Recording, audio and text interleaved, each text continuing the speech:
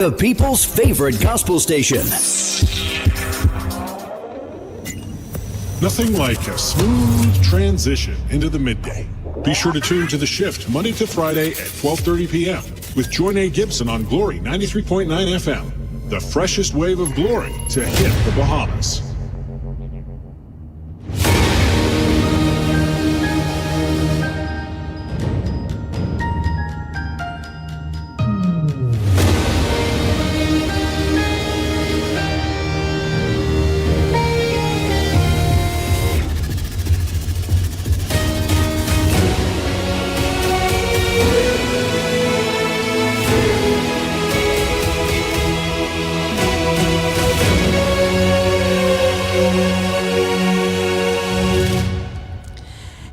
Hey, it's an amazing day here at Glory 93.9 FM. It's 12:30, so you know exactly what that means. You are tuned in, and of course, always locked and loaded on the shift with yours truly. I pray that you're having an amazing day today, and I want to say thank you for tuning in to Glory FM. Thank you for all those tuned in on Facebook, YouTube, and of course, our worldwide listeners.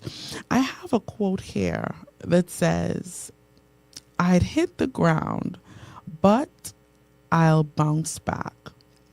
By definition, to bounce back means to quickly recover, to quickly gain strength or regain strength rather, or return to a previous successful state after experiencing a setback. And I want to say this to you. There are many of you that are listening today that you are experiencing setbacks. You feel that every time you take maybe 4 steps forward, you take another 5 back. But this quote is simply saying, every time you hit the ground, every time you get to that low place, every time you feel like you're at your wit's end, nothing is working, nothing is happening, somehow, some way you quickly recover. And, you know, if we're honest, you've hit the ground before, not stumbled, you didn't slide, you didn't slip, but you literally hit the ground. And I'm talking about that kind of hitting the ground that knocks the wind out of you, that throws you off balance, the kind that makes you question your strength, your ability, your faith, even your future. But what I've learned is just because you hit the ground, it doesn't mean that you have to stay there. It doesn't mean that that's your final place. Some of us have taken blows in our relationships, in our friendships, in ministry, in business, in private battles that no one knows about. And as a matter of fact, we're not even ready to testify about. And yet we are still here. Yet you show up every day, you do your job, you show up in that friendship, you show up in that relationship, that friendship, ministry, business, in your private life, however you want to put it.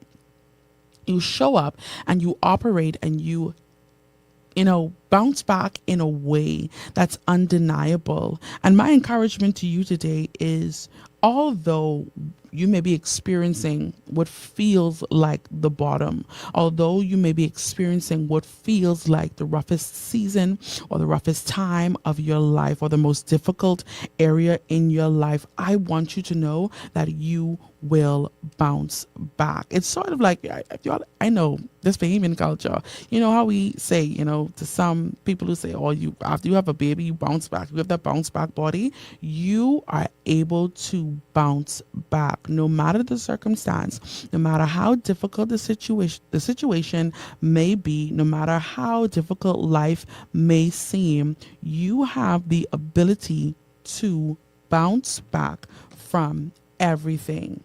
You have the ability to shift your life in such a way that when you hit the ground, that ground catapults you, it pushes you, it thrusts you into your next level. It thrusts you into that new version of yourself. It thrusts you into that next level, even in ministry or in your marriage or in your friendship.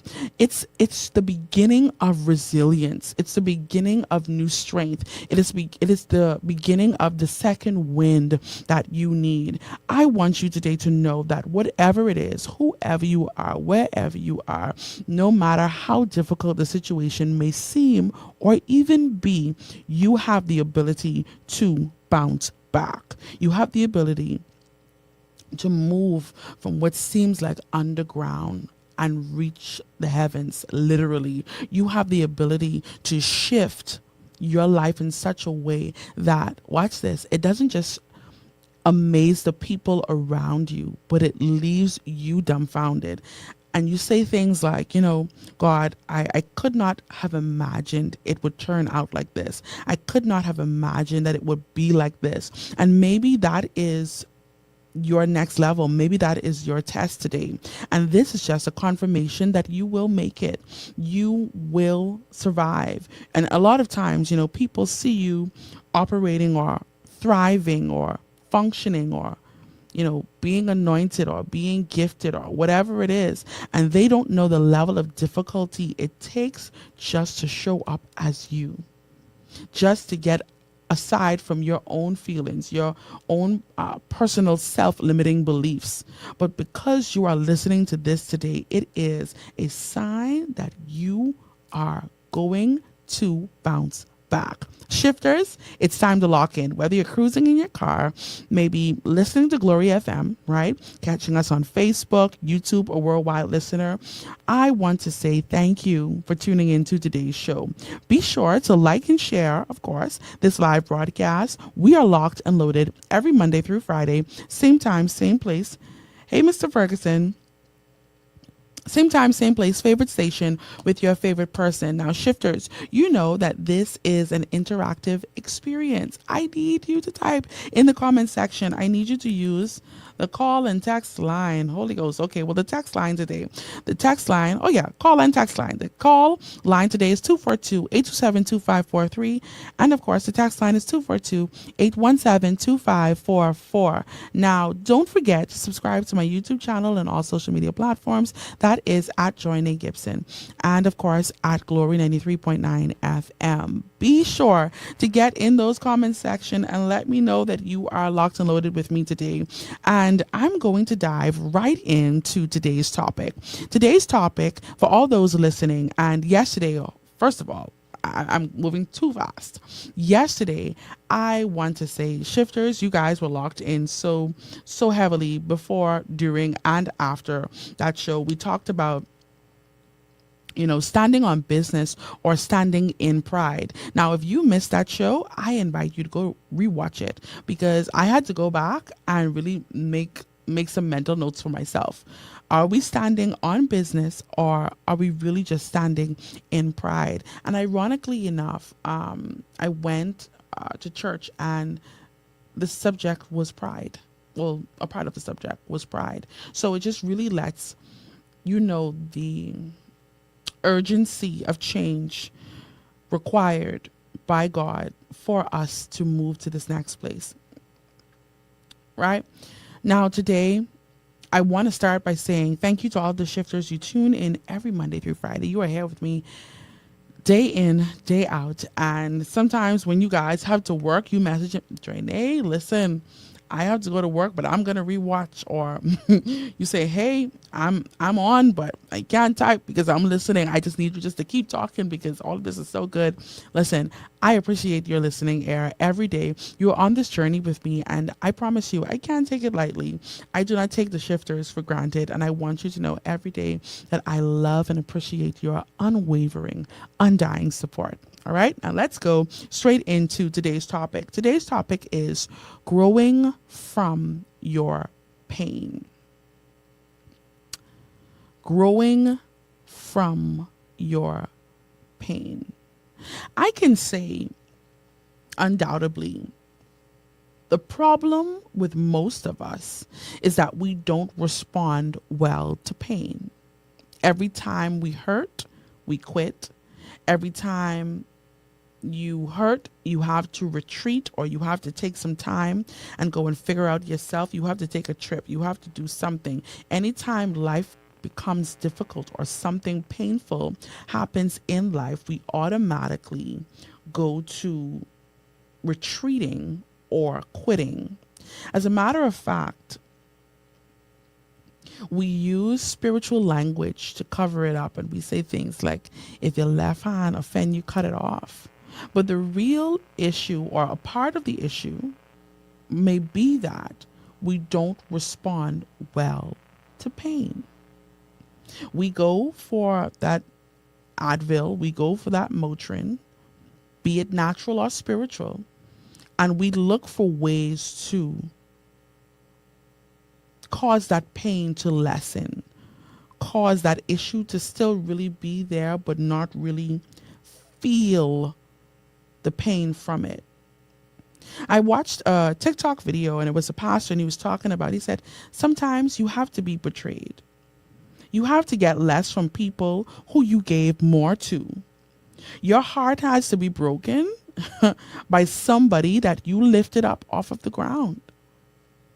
Tough, right? You have to be abandoned by someone you saved from maybe a difficult or a burning building, if you would. You have to go through hell before you can get heaven. And I thought about this for a while, and I thought about how pain is universal. It is no respecter of persons. It does not look for gender. It does not look for color. It does not look for race, right? No one escapes it.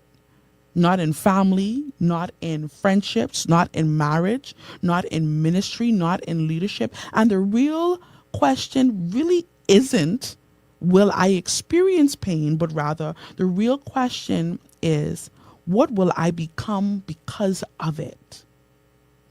Pain will either make you bitter or make you better, but it will not leave you the same. So the kind of change that you have went through or going through or will go through, based on the level of pain, it can either make you better or bitter. Now, I can speak from both sides of this because I have had pain that has made me better, and then I have had pain that has made me bitter. And whether we like to address it or not, many of us find ourselves in this same place, dealing with pain in your family, dealing with pain in your friendships, dealing with pain in your marriage, dealing with pain in ministry, in leadership. And you thought that you would never find yourself at this point. But like I mentioned earlier, the real question isn't that, will I experience pain? No, that's not the real question. The real question is, what will I become as a result of this pain?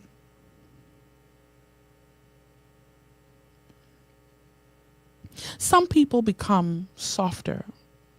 Some people become wiser. Some people become more guarded. I'm gonna say that again. Some people become softer. Some people become wiser. Some people become guarded. And some people become hard. Pain changes you in a way that I almost can't even find the word to describe it. It can change you in a way that really shapes everything that you experienced and will experience in life. And, you know, I want to set this foundation for all those listening via Glory FM, all those on Facebook, all those on YouTube, and of course, our worldwide listeners. Pain always changes you. Let's start there. It will always change you.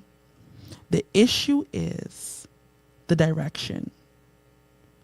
And I'll just start there. Have you ever been in a situation? And of course, for this, if you don't want to type in the comment section, you can use the text line. The text line today is 242-817-2544. Or, of course, you can use the shift line. And the shift line is 242-823-9939. Right? Today, we're talking about growing from your pain. Pain always changes you. We've set that foundation, but it's really just a matter of the direction. Okay. Some may ask, okay, Joinae, what is pain? Pain isn't just physical. It is more than just someone slapping you or punching you or, hurting you or harming you. But there is emotional pain as well. That's rejection, betrayal, disappointment, loss, failure, being overlooked, being misunderstood, being embarrassed publicly. Pain exposes really where we're most fragile, right? Pain, and I have so much here that I want to share with you, right? Pain is a teacher. The question is, are we really students?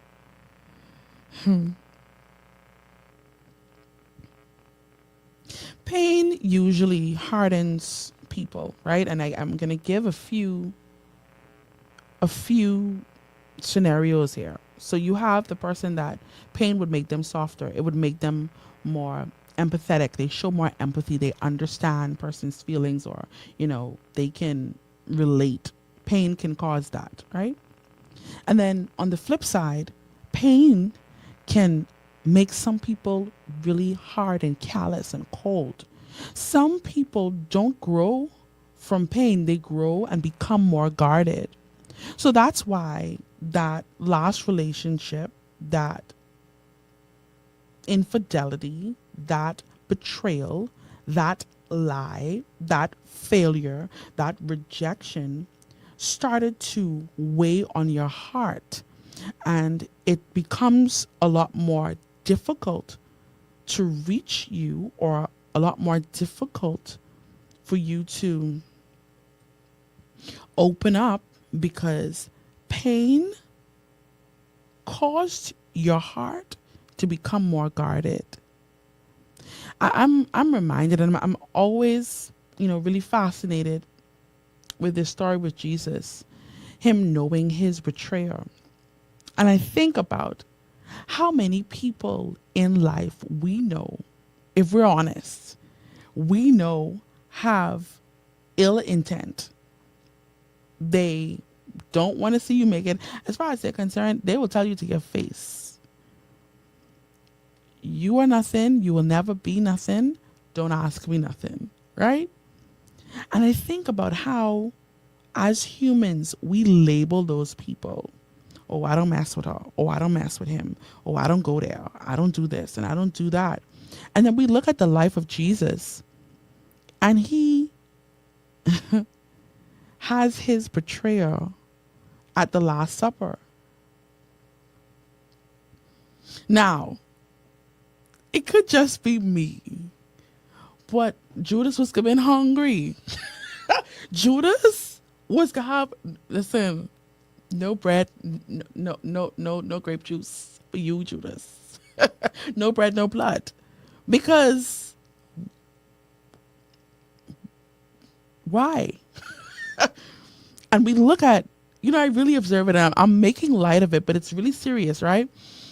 I look at the life of Jesus, and he knew his betrayal. He knew. Darius say hungry. No, Judas was been hungry. Both white. Both all the bridal was been ran.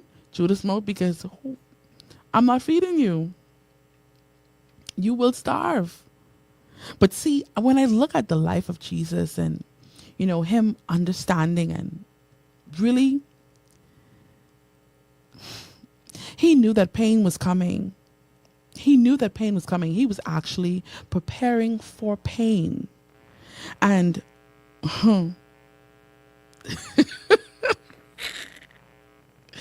J Dub says, I would have been throwing shade the whole night. Whole night. One like me? No. Judas wasn't going to sleep. Judas wasn't got that time of day. Right?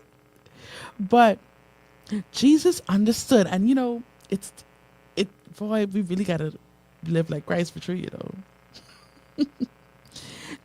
Jesus understood that the pain of my assignment, the pain that I'm going to have to endure, Judas, it's minute. It's insignificant.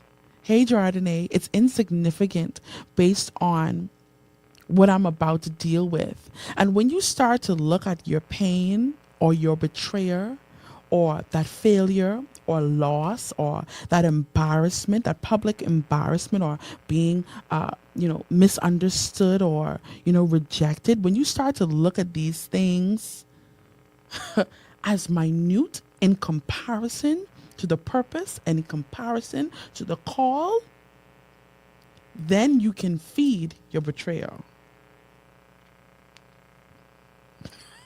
Darius say, this is funny. Darius said, they would have just been peeling me off of Judas. No, seriously. Judas may have gotten these hands because when you go and betraying the Son of God, you know something? All right, I digress. I say that to say some of us, we don't know how to grow from pain. We don't know how to grow from betrayal. We don't know how to grow from failure. We don't know how to grow from being misunderstood, overlooked, rejected, abused, misused. We don't know how to grow from that. All we know is the pain that we feel in that moment, and we're going to build ourselves up in a way that it will never happen again. Talk the truth and shame the devil. How many times have you said, well, you get me once, you can get me again? I tell you that. I'm not going to allow another friend to betray me. I'm not going to allow another person to do this. I'm not going to allow another male. I'm not going to allow another female get away with what I let this next person get away with. Tell the truth. And you know the real reason why pain really hardens us? It is simply because it is spiritualized. We try to suppress it. We try to ignore it. And because we've done these things, it turns into that individual's identity. So all you know about yourself is this painful situation. Imagine if Jesus' whole point at the cross was Judas. Instead, he starts and he says, listen, Father, forgive them, for they know not what they do. See, we're not there yet. Unprocessed pain, y'all hear me good. Unprocessed pain becomes your personality.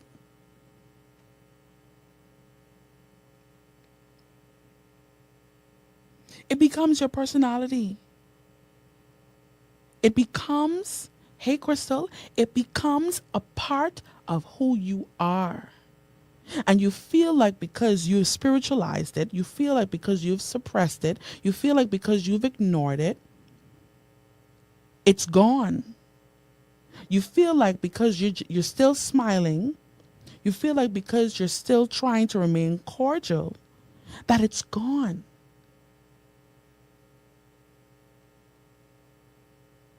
You can't trust anyone anymore. When you don't manage that pain, it becomes projection. You project your thoughts onto everyone. One of the most dangerous, and I want you to get this. One of the most dangerous things you can do with pain is refuse to feel it. See, we don't like that, and we don't talk about that. We don't talk about sitting in that pain because society tells us, church tells us, family tells us, listen, you got to toughen up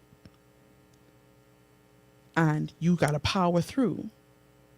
So you laugh it off, you stay busy, you distract yourself, you say things like, I'm fine, you try to suppress it, but What you refuse to feel will eventually be what you express. I shared this before on the shift, the story with Gabby Douglas, and it was a Netflix documentary, if I'm not mistaken, right? So, long story short, she is at the peak of her career and she cannot figure out why she can't function, why she can't do the things that she's been practicing. And she had to pull out of the Olympics, and, you know, everyone, was really upset with her about it because we banking on you. We need you to bring this medal. We need you to win. We're excited for you. Why can't you function? And some of you are, if you're honest, are operating just as Gabby Douglas, where you at the peak of your career, the peak of whatever that is, the peak of ministry, however you want to put it. I want you to find your lane, and I want you to tailor it to that. You're at the peak of whatever that big, great thing is that's happening in your life. You're newly married, you're newly divorced, you're just started dating, you're just engaged, right? But you're not really sitting in the moment. Why? Because there was another moment that went unresolved, that you suppressed, that you laughed off, that you constantly, those people who constantly work just so that they're not by themselves, or they don't spend time with their thoughts, that you distract yourself and you say things like, I'm fine. And what you refuse to feel, you will eventually express. So when she got to the Olympics, she now cannot operate because of something that she refused to deal with. I don't want to misquote the story, but there was something that happened with her coach that, went unresolved, and she didn't process that pain. She didn't process that trauma. So it comes out in a way that you cannot control. It comes out in anger. It comes out in isolation. It comes out in addiction. It comes out in emotional numbness. Suppressed pain does not die. It does not go away. It waits. It waits for the right moment. It waits for the right person to have you ever, okay, let's say something happened, right? Somebody make you mad, right? Somebody make you mad and you let it go, or you think you let it go. Hey, Nashonda, you think you let it go, and you can go all about life and you feel like this thing is never coming up again, or you're not lashing out and you're not freaking out and you're not doing all these extra stuff. And it takes the right person on the wrong day to say the wrong thing, and you just let it rip. But crash out. You crash out. You don't care about nothing. You don't care about nobody. And it seems random. It seems, and it's usually, and I'm going to help you, it's usually a situation that doesn't even require that kind of response.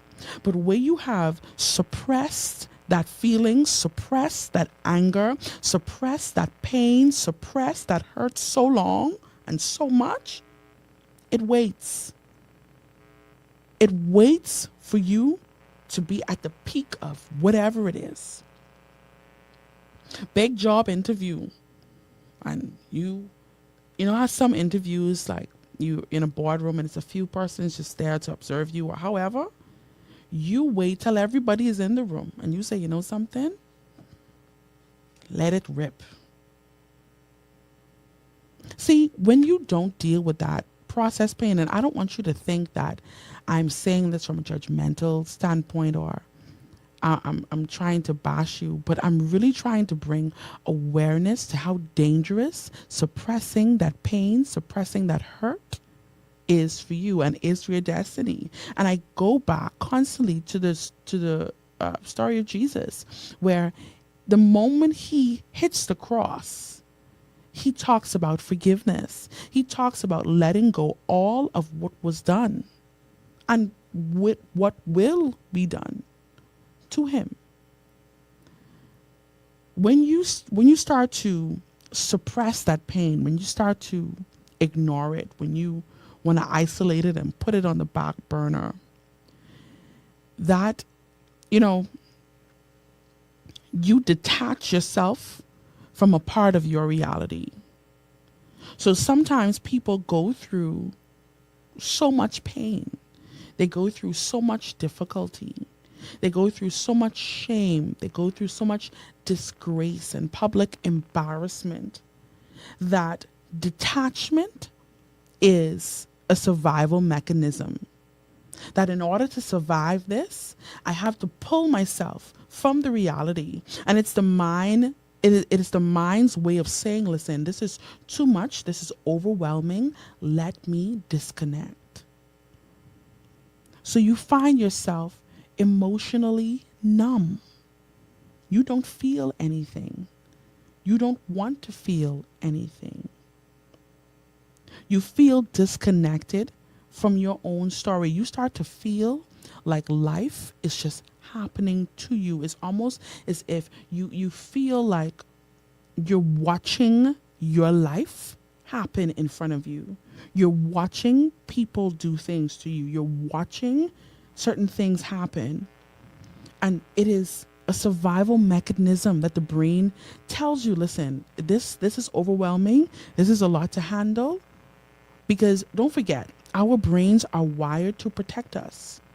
So anything that looks like it's going to be harmful to you, the brain will try or send signals to the body to block it. So your whole nervous system, everything about you tenses up. It tries to fortify itself to brace for quote unquote impact. So you're emotionally numb. You barely could remember certain memories. You have experiences. You have birthdays. You have anniversaries. You have times where you genuinely just cannot remember. It's a blur. Your childhood is a blur. Even in psychology, they unpack those suppressed memories. Anyone knows blacklist? Like, you know how they do Liz brain? You have to be a blacklist watcher to understand, right? But they took her through a process of suppressing those memories. So she has no recollection of it. Everything is blurry. Everything is in part. And if you find yourself today operating from that place, it means that there is a level of pain, or the pain in that moment can feel so big, so insurmountable, that it causes you to want to detach.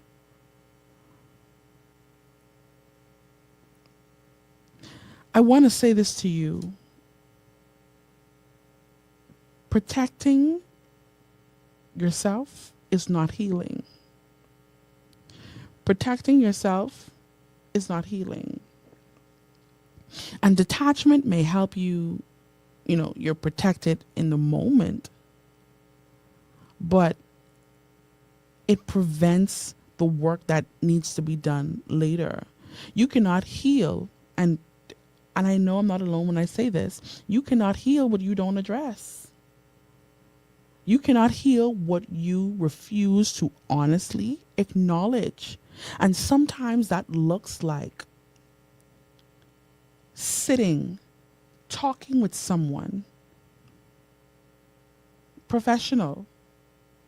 Sometimes that looks like, and based on the level of pain, based on the amount of pain, based on, how you process and how you view things, you may need professional help, and that's okay. But what I don't want you to do is continue on living life through this blurred, everything is almost like a trance. You cannot heal what you refuse to honestly acknowledge. And it takes a great level of maturity to say, something, I'm hurt.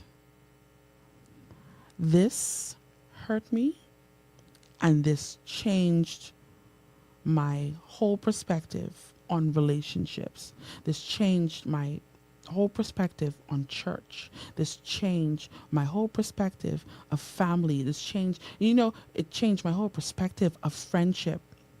Be honest. And that is what leads me to my next point. Pain does not necessarily have to harden you. It can refine you. I've talked about this before. And it is simply alchemy, alchemizing. Now, historically, alchemy was the process of turning base metals into gold, right? Now, emotionally, alchemizing means transforming something painful into something purposeful. And I'm going to say that again. Historically, alchemy was the process of turning base metals into gold. Historically, if you go and research it, that is what alchemy, that's the base of alchemy, right? Emotionally, alchemizing simply means to transform something, or it means transforming something painful into something purposeful. So when you start to alchemize that pain, alchemize that rejection, alchemize that being overlooked, alchemizing all of the painful situations that you may have gone through or maybe even will go through later on in life, it is not denial, it's transformation. It means that I am refusing to let this pain remain raw. It will not define who I am. It will not cause me to harden. It will not cause me to lash out. It will not cause me to crash out. But I am using this difficult situation. I'm using this difficult circumstance. I am using this pain to teach me something. And yes, some may say, that's over spiritualizing it. But what is it if you let it harden you? Alchemizing pain simply means refusing to let it remain raw. It must become refined. Yes, Evangelist Harris, you're absolutely right. So now that breakup, that divorce, that separation, that infidelity, that betrayal, that lie, that public embarrassment no longer becomes a crutch, but it becomes wind to propel you forward.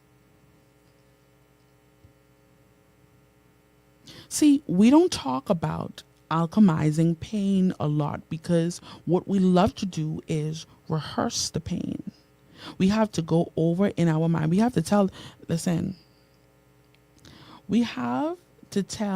everyone the story. Oh God.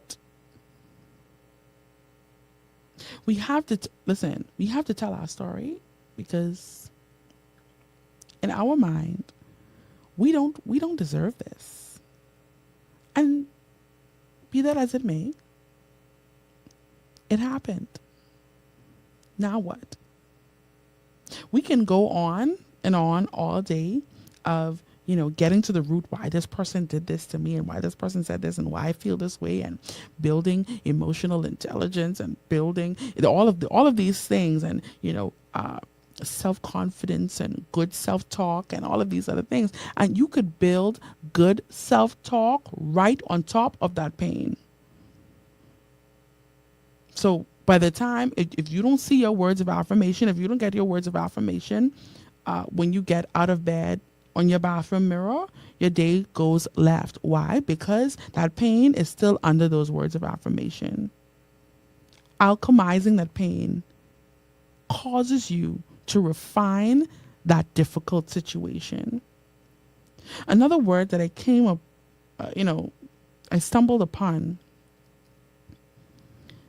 is to transmute. To transmute means to change the nature or the form of something. So in scripture, it looks like, if any man be in Christ, he is a new creature. So you transmute, you change. It looks like caterpillar, butterfly, right? Transmuting pain simply means, and this is emotionally now, it simply means converting emotional energy into growth. So betrayal turns into boundaries. You know, okay, well, this is a mistake that I made, and I'm not going to make that again, but I'm not hard. Rejection into confidence. Not, see, when it's done the wrong way, the rejection transmute into pride if it's done wrong. All right. Disappointment into discipline. That's one we don't like. All right. Heartbreak into compassion. Transmuting is simply choosing what your pain becomes.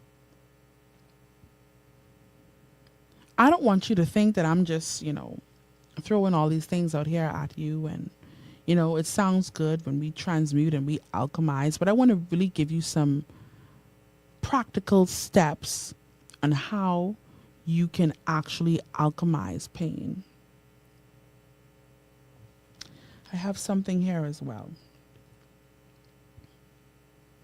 The first step is acknowledge it.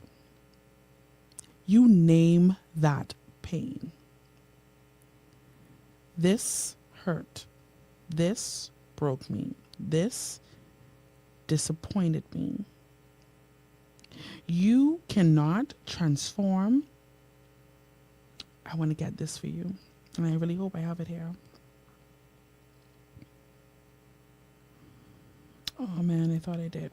Okay. You can transform what you don't admit. See, and yesterday we talked about that pride, right? Pride can cause you not to alchemize pain into purpose, because pride tells you they know what they did. I don't have to say that. They know how they hurt me. I don't have to say that they hurt me. They should have known what I was thinking. They should have known that would have bother me. I don't need to say that. But you refuse to acknowledge it, and because you refuse to acknowledge it, there's no transformation.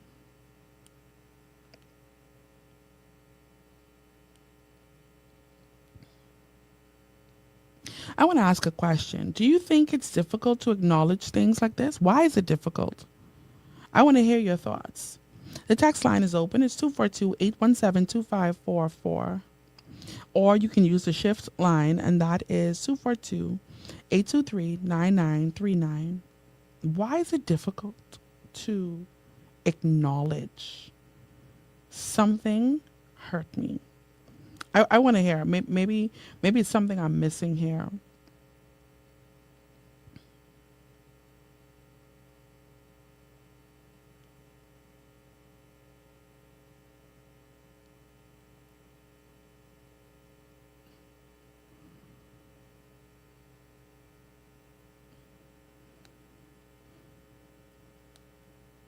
I'm waiting on you. I want to hear your thoughts.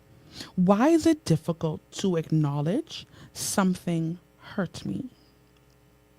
I could tell you one off the bat, because first of all, I don't need you to think I'm soft. You can imagine just being around it all day. Oh, that hurt me. People are going to look at you like, that hurt you?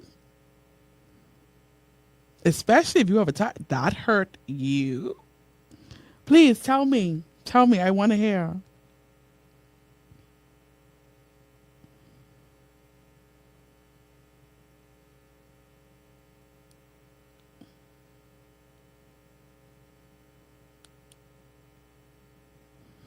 Okay, there is something that I want to get for you, and I hope that I can get it before the end of today's show. So we're going to move, right? So Why is it difficult to acknowledge it? First of all, we're going to be judged. Since y'all don't want to say, we're going to be judged. No one wants to, or we feel like we're acknowledging it when we rehearse it. That's a delusion, right? But the truth of the matter is, and I can't say this enough, if you don't acknowledge it, you can transform it. I had a conversation today with someone, and, I talked about, taking accountability for my actions or non action, taking ownership of what I did do and what I didn't do, not blame, not throwing it off on someone else, not making someone else's feelings or their whatever to feel like I don't value it.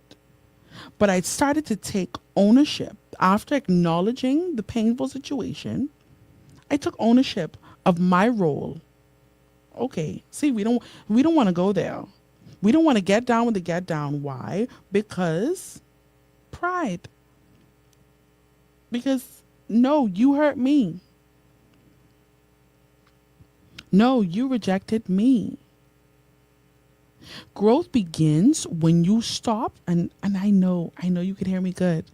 Growth begins when you stop rehearsing the story and start examining it. Let's really dissect this story. Let's really see the role that I may have played that could cause this to happen. And this does not excuse someone treating you away or being away. But when I acknowledge it, see, and it can be something even as simple as saying, I take ownership for staying when I know it was toxic. Not saying that whoever or that person had the right to treat you a particular way, but taking ownership, saying, something, I shouldn't. From I saw this red flag, I shouldn't have stayed. So the first one is acknowledge it. The second one is take ownership. The third one is extract the lesson. What is this teaching me right now? What is it that I'm not getting? What strength did I need to develop? If you want to take it there, what revelation should I gain from this? How can I help someone walk through this same thing and not make the mistakes that I made? Because whether we accept it or not, pain carries information. It teaches us something. What boundary did I learn?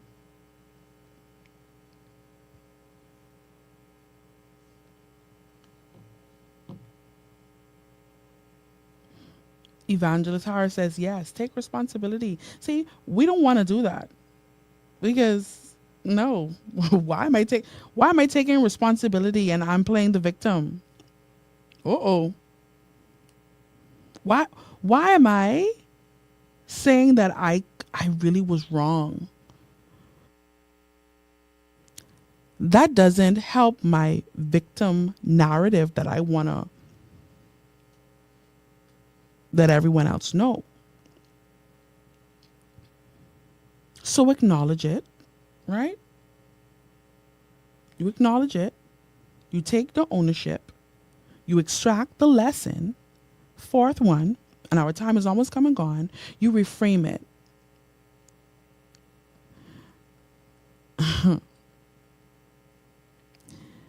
When you reframe, it doesn't mean that you are pretending that, oh, I just love pain and I just wanted this pain to work out for my good. No. It's asking, how can this refine me? And, you don't control what happens to you or what happened, but you do control what it produces. You redirect that energy, right? And instead of becoming bitter or instead of becoming angry, you build. Instead of rehearsing what they did and what they didn't do, grow. Because we can sit down and gossip with our friends and crack jokes and say how, this bothered me. And girl, could you believe he said this? And girl, could you believe he did that? And girl, could you believe she said this? And girl, and we could go, trust me, we can go on. Let us hit a nail or hair salon.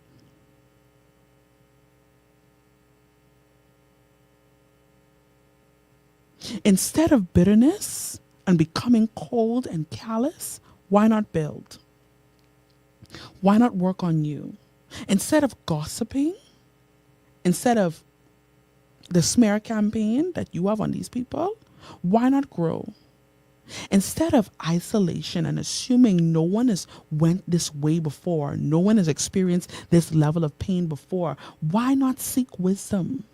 Why not seek professional help? And I'm going to stick a pin right there. The real reason why we can't grow from our pain, because we love the victim role. We love that place of isolation. We do not want wisdom. We do want conflict all the time.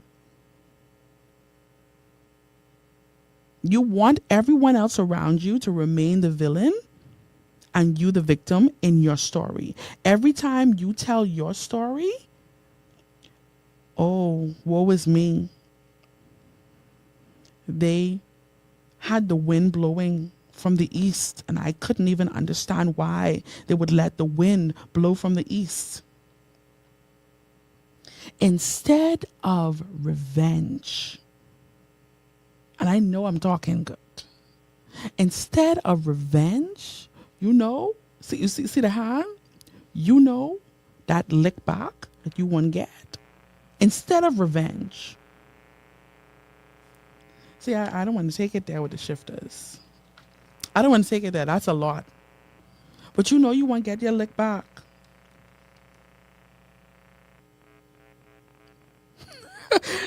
A faithful shifter say, you go in there. I love this. No, instead of getting that lick back, and I don't know, something just tell me stick on that. Instead of getting that lick back,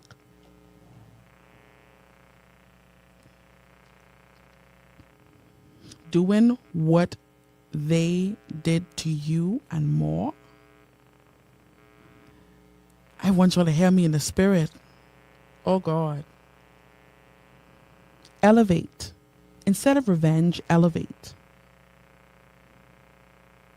That's transmutation. That's alchemizing pain into progress. So and we're going to wrap up today's show, and I'm going to go over those points, 5 points and a few. But even on your job, let's say you get overlooked for a promotion. When you are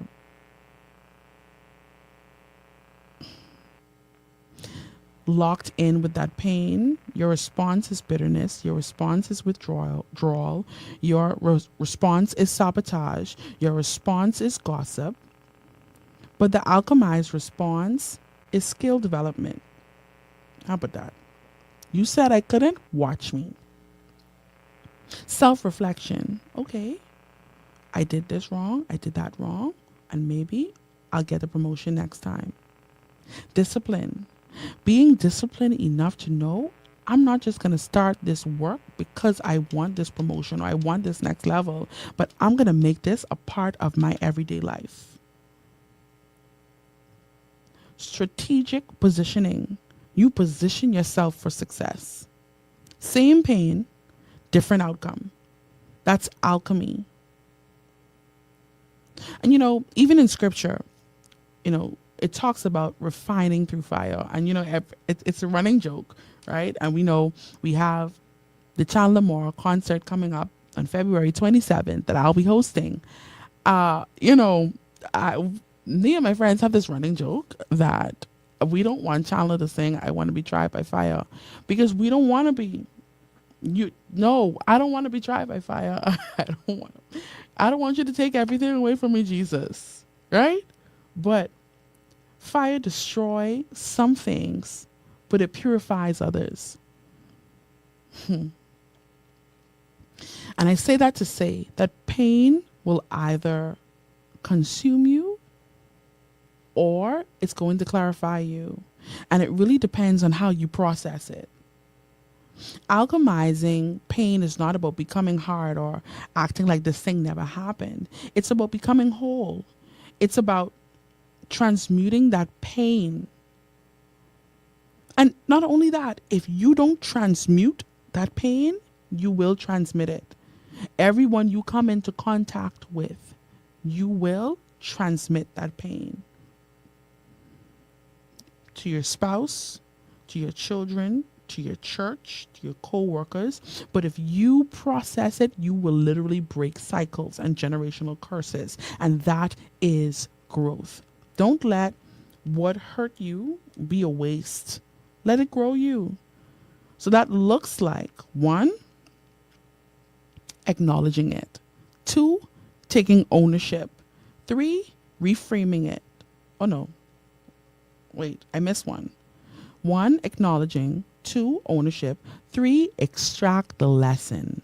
4, reframe it. And 5, redirect the energy.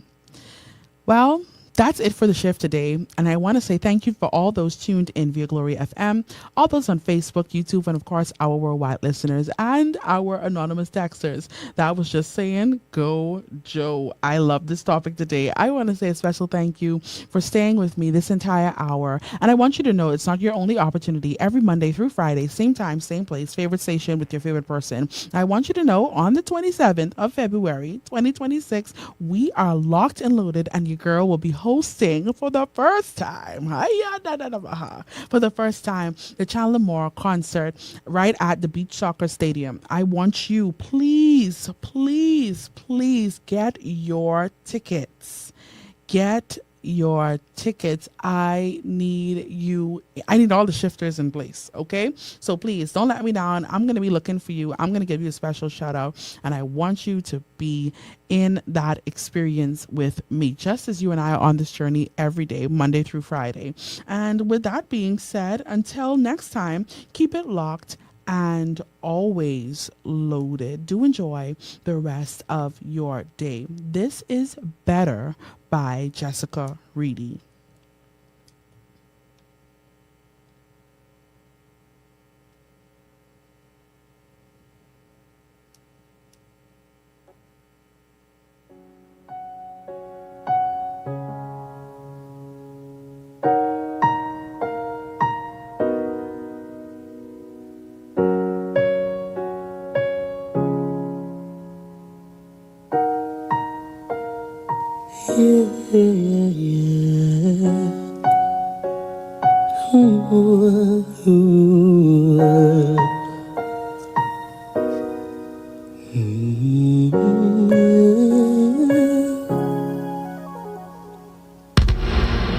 I used to be so broken, lost, empty,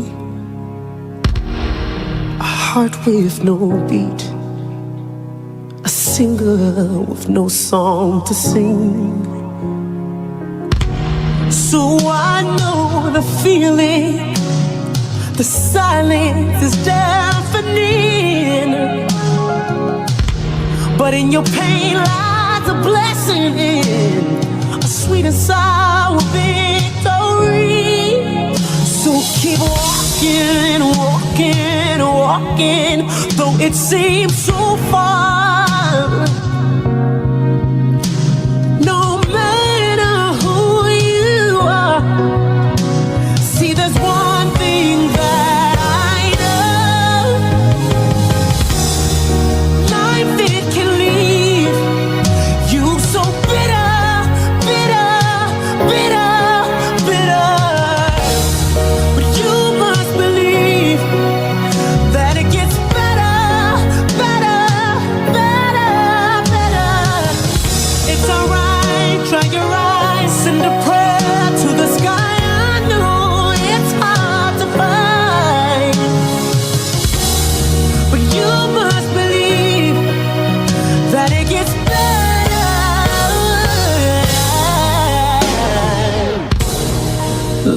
listen to me. I know you're scared, your heart's bleeding. But what are you gonna do now? I think it's time you break free and keep walking, walking, walking, though it seems so far. No, it doesn't really matter who you are. See, there's one thing that I know.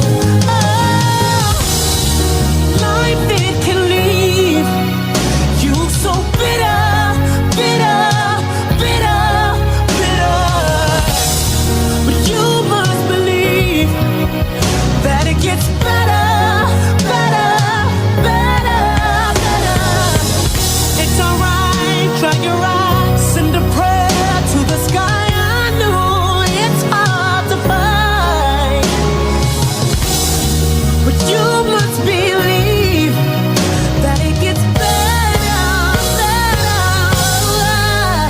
Oh yeah, almost out of here. See, I was almost done. I wanted to die from how I